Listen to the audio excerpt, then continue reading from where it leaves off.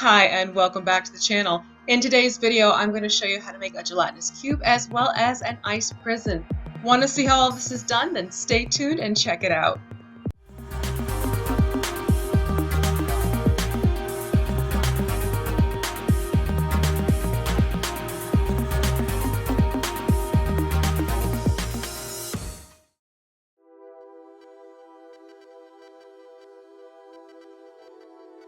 For the plastic in this project, what I do is collect the vegetable and fruit containers that I'll get from my usual grocery list.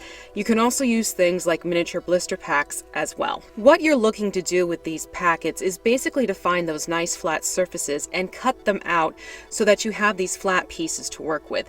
I tend to save these and keep them in a place of their own so I can pull them out as needed. Everything else you can make do and toss away. As you can see, the lids are usually your best bet to find the most open and flat zones to get the most of the use of plastic in this case, so definitely make sure you're saving those lids. A little trick for cutting this and make sure that the plastic doesn't move around on you is to put some fun tack underneath against your cutting mat. Then just take a utility knife and cut away the curved edges, because in this case you do want to make sure you're working with something that's a little bit more straight, although don't get concerned about perfectly squared when it comes to cutting out these pieces. It helps to score a line with your utility knife, and then you're just going to fold things over and it's going to pop and release the excess plastic away from the plastic that you want to keep. Once you do this prep work, it's a lot easier to cut out the shapes and sizes that you need, along with your mat, a metal ruler, and a utility knife. For the gelatinous cube, you're going to want 5 plastic panels measuring about 2 inches by 2 inches. And again, it's okay if the cuts aren't perfectly squared. When it comes to the ice prison, you're going to want to make sure you have a square panel that is cut out to be 1.5 inches by 1.5 inches, and then rectangular panels that are cut out to be 1.5 by 2 inches in shape, and you're going to want 4 of those panels. To be sure you can put a mini inside of these when you are done, you're going to want to take some cardboard that has a white surface to it. What I then did is just take the top panel and draw it out on top of this piece of white cardboard. And then to create these curved lines, I just went in with a mechanical pencil and rounded off the edges and the corners as well. Once you have that done, you're then going to want to go into where you have traced your top panel and drop it in about 1 millimeter or so that you can actually place the plastic panels around the edges of this piece. Then cut out where you've rounded off the edges with your sketching pencil approach, and you're going to then take your utility knife and cut away that center square to create an opening. And this is going to become the bottom panel or base for both your ice prison as well as your gelatinous cube. To finish it off, erase the pencil markings that you have created, and that way you are left with a simple white cardboard base. For the items in the gelatinous cube, I've basically saved up broken pieces of jewelry or grabbed things that I found for sale in the jewelry section in any crafting supply store. As you can see here, I have buttons that look like gears, I have some necklace chain lengths, I have an old bookmark, and I also have a medallion that was left over from a pendant that broke. And you're going to see how all of these transform into things such as shields, swords, and lengths of chain, and just different gizmos because of the shapes and the looks of these things. The more unique you can find of these pieces, especially when they're up for sale, the better effect it's going to be for your cube. For things like this bookmark, I went in with a strong pair of nippers and basically just cut away the portion that goes into the page of the book. And then what you're left with is this shield-like shape that I thought would be fun to put inside the cube. The gears are essentially buttons that I took off of an old steampunk costume. This is a medallion that was broken off a piece of jewelry. Just nip off the portion that is used to put in a length of chain, and now you have another smaller shield. These spear-like shapes that I'm going to use to represent swords, again, I found in the jewelry section. And the same thing for this length of chain. It's from a broken necklace, but you can still get the same effect of chains because of the form of that.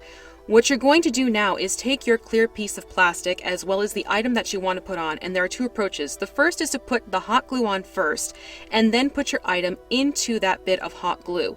What this is going to do is make that item look slightly recessed away from the surface of the cube side. This is one approach. However, if you want to have it where the item looks like it is right up against the side of the cube, what you want to do is place your item, in this case I'm using one of these spear-like shapes, and place the item onto the plastic, then take your low temp hot glue gun and basically just put a big blob on behind it so that it catches the item and also gets onto the surface of the plastic. Once you do this and it cools, you'll be able to see how the item is closer up to the surface as opposed to when you put the first layer of glue on. When these are set in place where you like them, what you then want to do is go back in with your low temp hot glue gun and start creating just these lengths of hot glue. You can press your nozzle down on top and push it through. And you're not going to fill this in completely, you're going to leave some gaps to create a texture.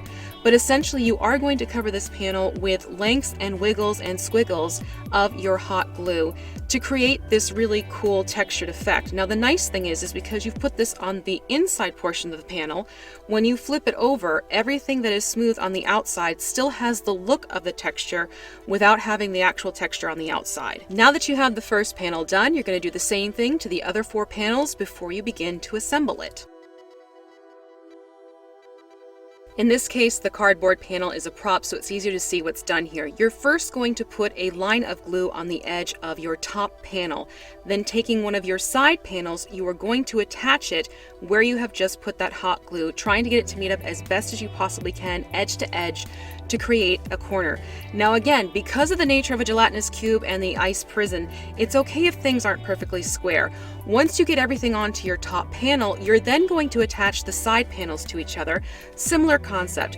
Lift up the plastic of one of the panels gently, put another line of glue on the other panel's edge, and then you will attach the two together by pressing both panels to the edges of each other to create sort of a right angle corner. Now again, because these are cubes and ice cubes type of concept, it's okay if not everything is perfectly square. In fact, it's a little bit better. It leans more into the nature of these pieces. When you are done, you should end up with something that looks like this.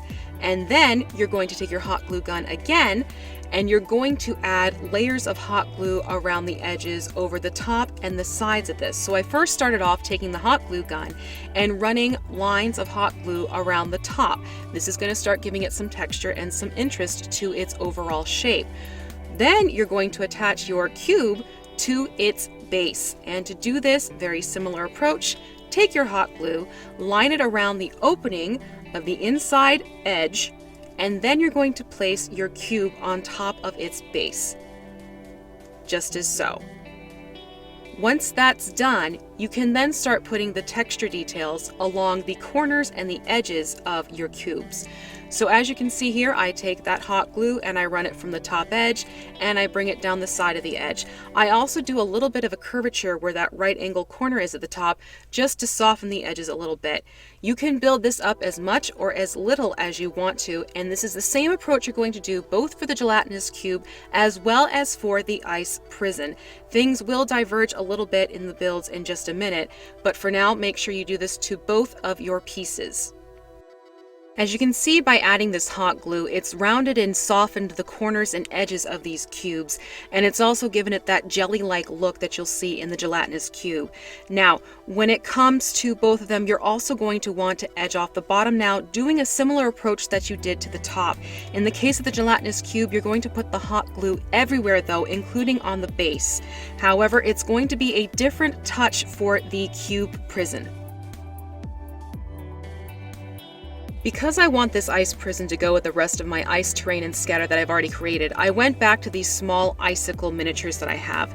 First, I'm then going to put some hot glue into the corner edges of one side of the cube and place these icicles into the corner in a cluster of 3 to make it look more icy and sculpturally interesting. You may find you have to go back in with a little bit more hot glue just to secure those icicles a little bit better. But what I did not do is put the hot glue everywhere like I would for the gelatinous cube. In this case, you are leaving some of that cardboard free and open. Go through it, put some icicles in different corners, give it some visual interest, and this is what you should end up with. The painting for the gelatinous cube is actually quite easy. You want to get a hold of this particular paint from Delta, which is a plaid product, and it's the Ceramcoat Flash Metallic. This is a paint that has a color shift to it, and I went with the Aqua in this case. You're first going to start out by putting a layer of this paint on the inside of your gelatinous cube. Once that's dry and you can handle it okay again, what you want to then do is put another coat on the outside of your gelatinous cube, and again let that dry. And what this does is it builds up the color so you get this very cool turquoisey blue that shifts into a very icy blue color when you are done, very much like many of the illustrations that you'll see of gelatinous cubes out there. For the ice prison, what I did is use this white pearl from CraftSmart, and I applied it to all of the surfaces of the ice prison itself. This includes on the clear plastic panel areas, so you get that streaky, muted coloration that you'll find in natural pieces of ice. Once this dries, you're then going to move over to using that Vallejo texture paint that I like to use for snow effects, and you want to make sure you get the rough white style. I then took this particular paint and I just sort of globbed it onto areas, especially on the top where snow could possibly collect. And this is where it's important that you didn't put it on the entire base of the piece, because I also applied this textured paint to the base area, making sure to lip it over and cover up the corrugation of the cardboard. And this creates a very easy snow effect when you are done. Once that is completely dry, you are going to go back to the white pearl paint and give it one more coating on the outside just to enhance the metallic shine. When it comes to sealing both of these pieces to make sure everything is protected, especially the layers of paint, I went to use the Mod Podge Ultra in gloss, and this really does keep that sheen and metallic shine nicely.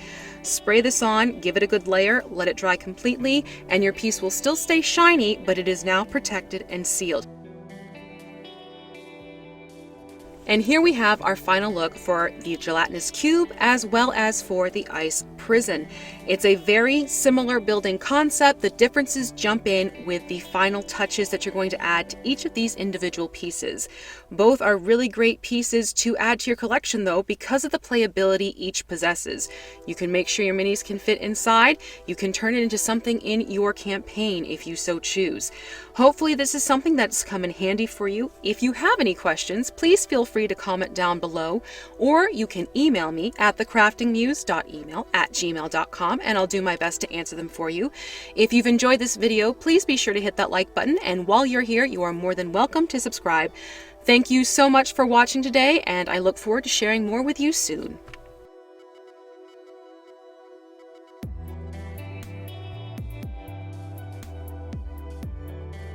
A big welcome to Mike C as a new channel champion over in my Patreon community.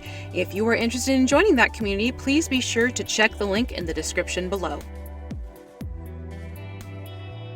Hi, and welcome back to the channel. In today's video, what's I'm gonna talk with my hands today. I hope you don't mind. Talky, chatty. No, we're not gonna tap into friend, right? No. That's not fine. We're not tapping into friendly fine. Don't you do it!